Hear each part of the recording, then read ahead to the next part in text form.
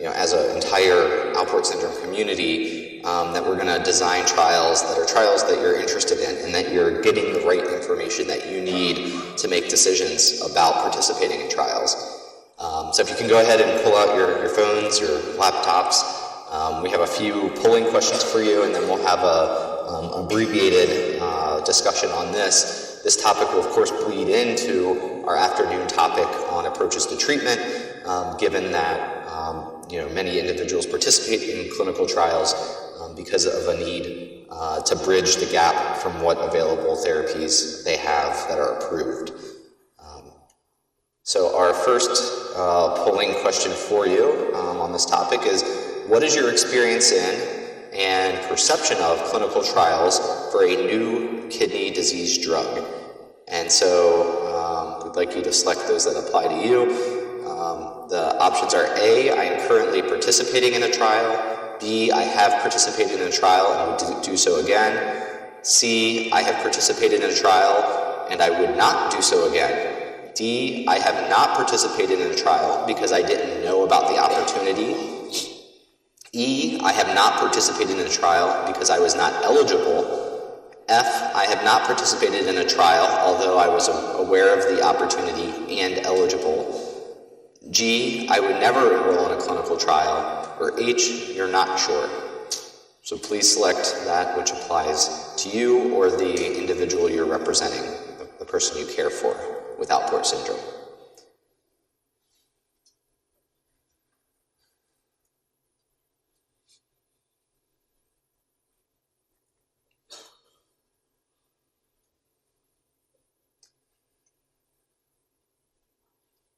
Okay, give you a few more moments to respond.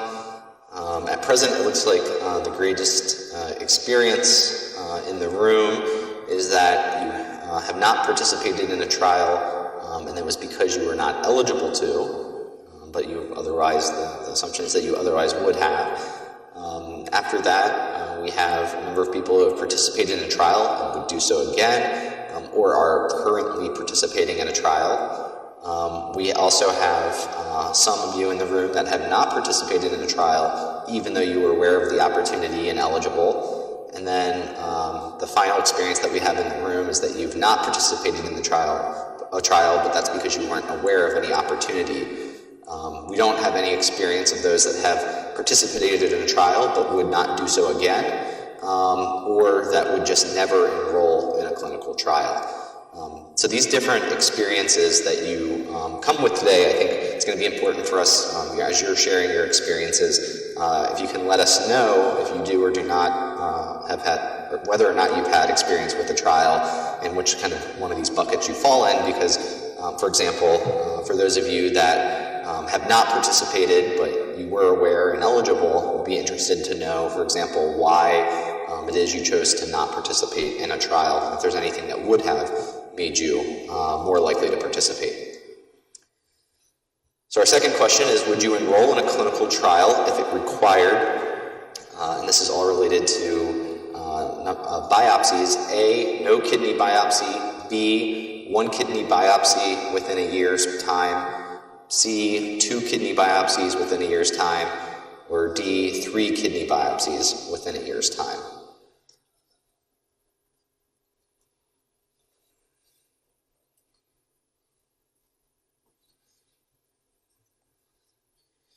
So please select,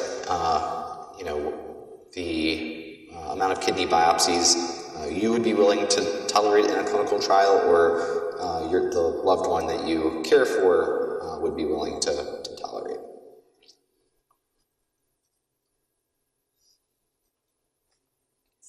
Okay, so it looks like we have a range of kind of preferences about kidney biopsies here.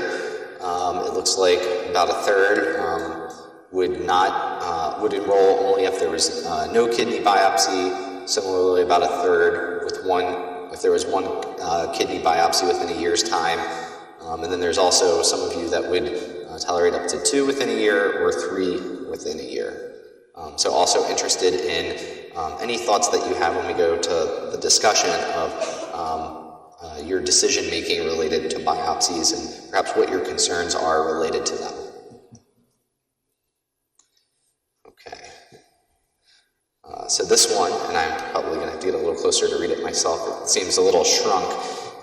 So the question is, of the factors related to a test drug in a clinical trial, select up to 5 that you rank as most important to your decision about participating in a clinical trial. So here you're going to be ranking the up to 5 factors about a particular product that are most important to you.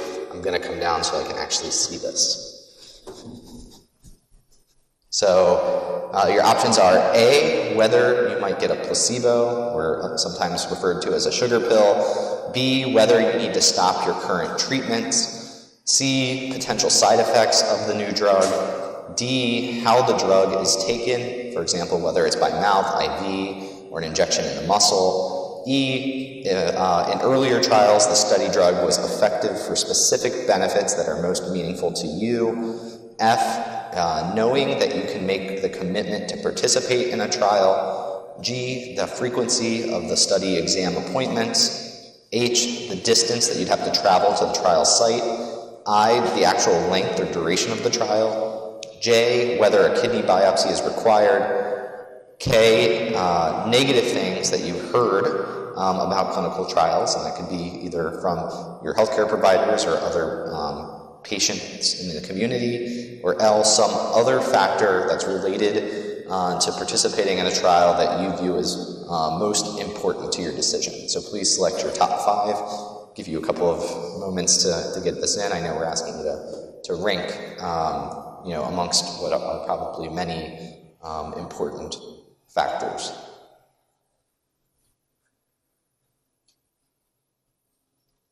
Okay, so it looks like the most important factor, or at least the one that's rated the most as top 5, would be the potential side effects of the product.